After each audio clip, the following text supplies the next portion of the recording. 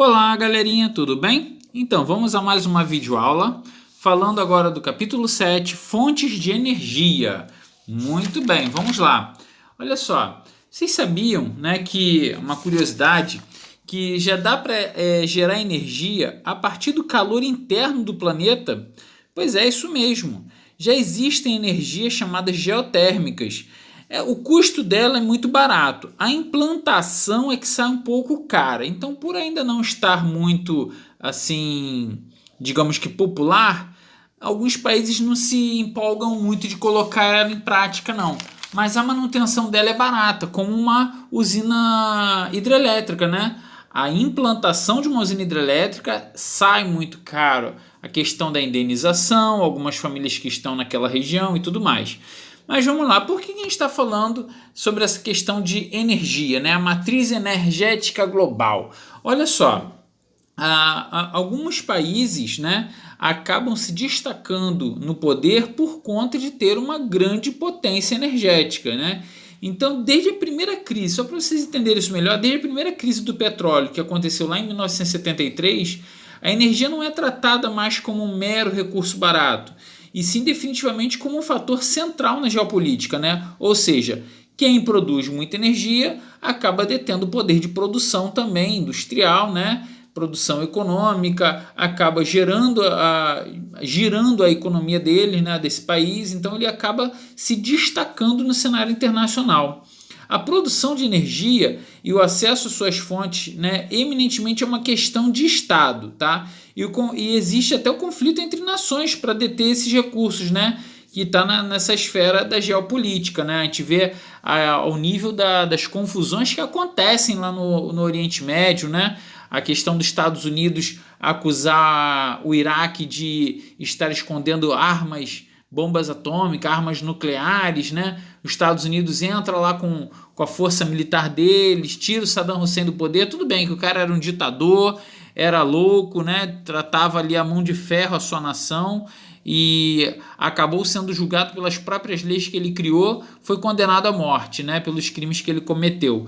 Muito bem, mas só para a gente poder ver que o interesse pela energia é tamanho que os Estados Unidos conseguiu criar, né, digamos assim, essa fake news, né, sobre bombas atômicas lá no Iraque, tirou um cara do poder, executou ele pelas leis que ele mesmo criou, só para poder montar uma parceria e voltar a comprar o petróleo do Iraque, tendo em vista que o Iraque estava com relações diplomáticas abaladas entre os Estados Unidos desde a Guerra do Golfo, né? Quando o Iraque também quis botar as suas garrinhas de fora e tentou invadir, tentou não, ele invadiu o Kuwait também, e foi uma confusão daquelas, isso tudo pela disputa do poder, né, da posse dos poços de petróleo. Muito bem, a gente vê que a matriz energética global gira em torno desses elementos aí.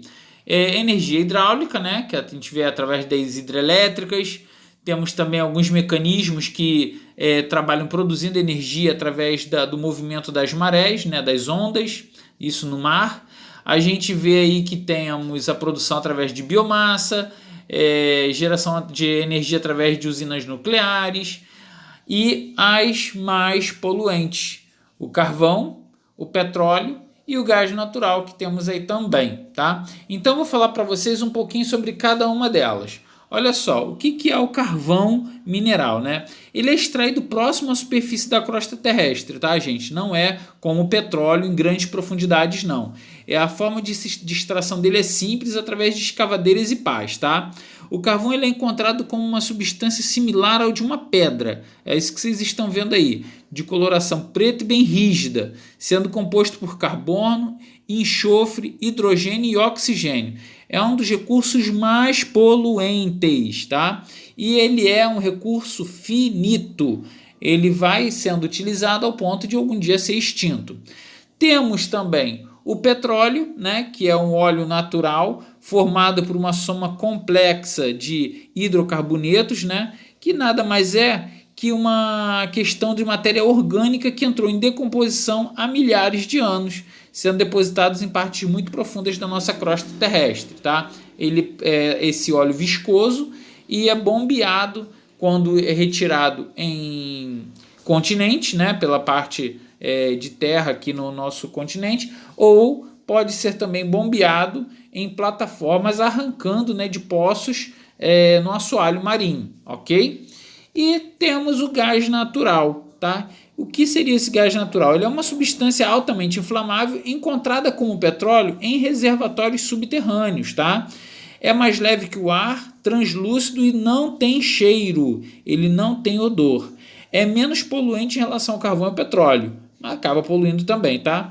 E é formado pela decomposição de materiais orgânicos que ficaram armazenados nas rochas há milhares de anos. Então, isso é um pouquinho dessas 3 fontes de energia. Agora nós vamos falar sobre as usinas que produzem essa energia, né? Nós temos as termoelétricas, né, que produzem energia através do calor com a queima de combustível. Pode ser a queima de carvão, querosene, diesel. Então nós temos no Brasil algumas usinas termoelétricas, tá? Essas usinas só são ativadas quando a gente tem uma baixa muito grande no recurso hídrico, falta de chuvas. A gente inclusive percebe a elevação no valor da conta de luz da gente, né? Pagamos a tarifa vermelha, a bandeira vermelha, né? Que nós temos há alguns anos a nossa conta sendo tarifada por cores de bandeira, verde, a vermelha e a amarela. Nós temos as hidrelétricas, ok? Produzidas através de uma pressão da água, uma represa construída pelo ser humano, represando um rio, fazendo esse grande espelho d'água, e quando essa água passa pelas tubulações, movimentam as turbinas que geram energia limpa. Aí há uma controvérsia, porque a geração de energia de uma hidrelétrica, ela é limpa, porém o impacto ambiental causado pela instalação de uma hidrelétrica é devastador. Mexe com uma grande quantidade de biomas que estavam ali localizados, sem contar com a população que morava nessa região, porque acaba desalojando todo mundo. Os animais que são de superfície facilmente são remanejados, né? Obviamente não todos, muitos morrem, acabam morrendo afogados, mas e os animais subterrâneos, né? Quando tiver animais que fazem tocas, né? Esses, infelizmente, todos são perdidos, ok? Temos a geração de energia através de materiais nucleares, né, que é conhecida também como energia atômica, né? Ela é produzida a partir da fissão do núcleo de um átomo, que acaba liberando uma quantidade de calor muito grande o suficiente para produzir energia, tá? É uma energia produzida de forma assim limpa? Sim. O que vocês estão vendo aí é vapor de água, ok? Porém, existe o lixo dessa usina nuclear, que não pode ser descartado em nenhum lugar. É um lixo perpétuo. E isso é muito preocupante também. As usinas nucleares se fazem muito presentes na Ásia, né, principalmente no Japão, por conta da falta de espaço para a construção de hidrelétricas, e alguns países europeus também. Mas a gente tem solução para tudo, né? E aqui a gente está vendo uma usina de produção de energia, uma usina eólica, que gera energia através do vento. O vento move essas hélices gigantes, né? São geralmente prédios aí a altura de um prédio de 30 andares, ok? São torres imensas, a gente está olhando assim como pequenos cataventos, mas são torres altíssimas. Cada pá desses cataventos aí é transportado individualmente naquelas carretas, semelhante, olha só, hein, sem exagero, semelhante a 2 cegonhas, uma emendada na outra. Sabe aquele caminhão que transporta carros? Pois é, eu já vi o transporte de uma pá dessa de usina eólica. É como se fosse uma carreta cegonha emendada na outra. É uma carreta fora do comum para transporte de peças assim gigantescas. Eu já observei esse transporte na estrada, né? Temos aqui, né, conforme já abriu a nossa aula de hoje, falando de uma geração de energia, né, através da temperatura do interior da Terra. Então aí é um esqueminha de uma geotérmica, né, de uma usina geotérmica, que aproveita o calor da Terra, aquece a água, esse vapor move as turbinas de um gerador e aí a gente acaba tendo a produção de energia, né? É a foto daquela primeira usina que eu coloquei para a gente abrir a nossa aula de hoje. Temos também a geração de energia por biomassa, que que ela é obtida através da decomposição de vários recursos, né, como plantas, madeiras, resíduos agrícolas, restos de alimentos, né, excrementos, ou seja, desculpa a expressão, mas bosta de vaca, né?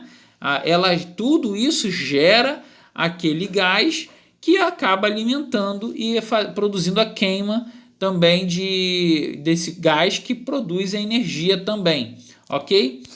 A questão da energia solar também é uma grande promissora, já barateou muito, né? Então, assim, era uma energia muito cara e difícil de se produzir há algumas décadas atrás e hoje em dia já vem se tornando bem popular, está se tornando cada vez mais comum a gente observar isso em bairros de classe média baixa, inclusive, a instalação desses equipamentos nos telhados, né? Porque vem se procurando o barateamento dessas peças e dessas placas, né, fotovoltaicas que acabam facilitando a geração de energia, né? O que encarece nesse caso aí são as baterias para armazenamento, porque a gente pode observar também que alguns lugares que dependem da energia solar, nós temos o problema dos dias que ficam nublados ou chuvosos e que há uma grande baixa na produção dessa energia. Então a gente tem aí as baterias como recurso para armazenamento do excedente, né? E aí consegue manter os dias sem sol, tudo funcionando bonitinho nas fábricas, casas, né, nas cidades e por aí vai. Muito bem, pessoal. Agora vocês já estão prontos para fazer o exercício da apostila na página 131 e 132. Espero que vocês tenham gostado da nossa aula e até a próxima, galera. Tchau, tchau.